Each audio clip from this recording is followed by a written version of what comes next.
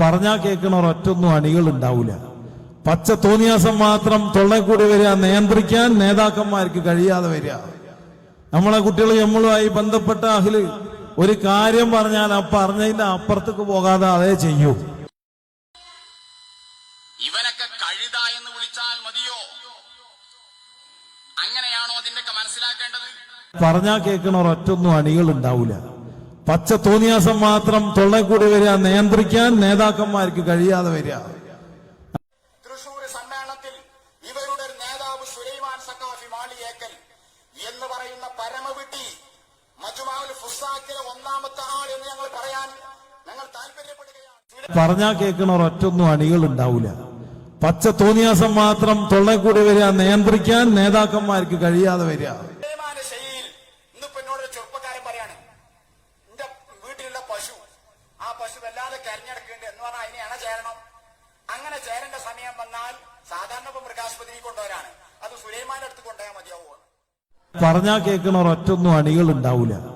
പച്ച തോന്നിയാസം മാത്രം തൊള്ളെ കൂടി വരിക, നിയന്ത്രിക്കാൻ നേതാക്കന്മാർക്ക് കഴിയാതെ വരിക. വളവള പറയുന്ന വളിഞ്ഞ ന്യായവുമായി വരുന്ന ഇളിയൻ അനന്തരാവകാശികൾ എന്ന് പറയുന്ന ഈ ഇബ്ലീസിന്റെ അനന്തരാവകാശികളായ ഇത്തരം പണ്ഡിതന്മാർ ഇന്ന് സമൂഹത്തിന് നൽകുന്ന സന്ദേശം.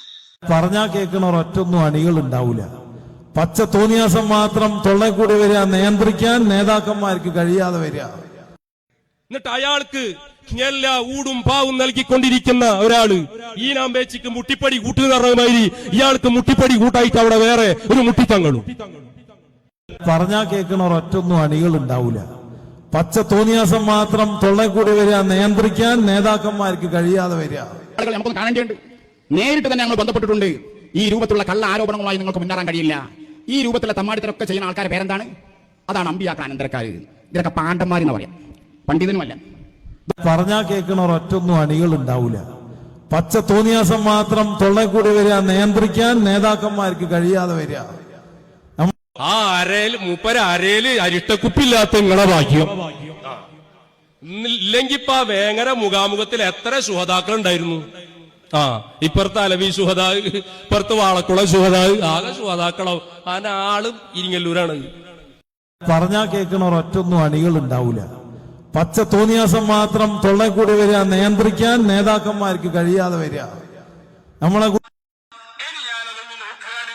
ആരെങ്കിലും ഉണ്ട്? ഒന്ന് മൂപ്പര് തന്നെ, തനി കള്ളം തന്നെ, വിശ്വസിക്കാൻ കൊള്ളില്ല. പറഞ്ഞാൽ കേൾക്കണ ഒരൊറ്റൊന്നും അണികൾ ഉണ്ടാവില്ല. പച്ച തോന്നിയാസം മാത്രം തൊള്ളെ കൂടി വരിക, നിയന്ത്രിക്കാൻ നേതാക്കന്മാർക്ക് കഴിയാതെ വരിക. പേരടിക്കൊന്നു കൊടുക്കുക എന്നല്ലാതെ വന്നിട്ടുണ്ടല്ലോ മദീനത്തെ പള്ളി. മദീനത്തെ പള്ളിയെ പോലെ തന്നെയാണ് ഈ പള്ളി, ഒരു സംശയവും വേണ്ട എന്നൊക്കെ ഇങ്ങനെ ഉളക്കങ്ങ് വായിലിട്ടിട്ട് ഇങ്ങനെ കുഴഞ്ഞിട്ടൊക്കെ പറയുന്ന ആൾക്കാരൊക്കെ ഉണ്ടല്ലോ. പറഞ്ഞാൽ കേൾക്കണ ഒരൊറ്റൊന്നും അണികൾ ഉണ്ടാവില്ല. പച്ച തോന്നിയാസം മാത്രം തൊള്ളെ കൂടി വരിക, നിയന്ത്രിക്കാൻ നേതാക്കന്മാർക്ക് കഴിയാതെ വരിക. ഒരു നല്ല 5 കിലോ ഇറച്ചി പേരോന്റെ വരെ കടത്തി, എല്ലാം കാണാൻ ചൊറുക്കും ഉസാറൊക്കെ ഉണ്ട്. അത് എടുത്തൊക്കെ റെഡിയാക്കാൻ നോക്കുമ്പോൾ ആരോ പറഞ്ഞു അത് പന്നിയിറച്ചിയാണെന്ന് പറഞ്ഞു കിട്ടോ. പേരോട് അദ്രാമം കഴിക്കുവോ? ആ കടയിൽ നിന്ന് പിന്നെ വാങ്ങാൻ പോവോ? കാരണം വസ്വാസായി.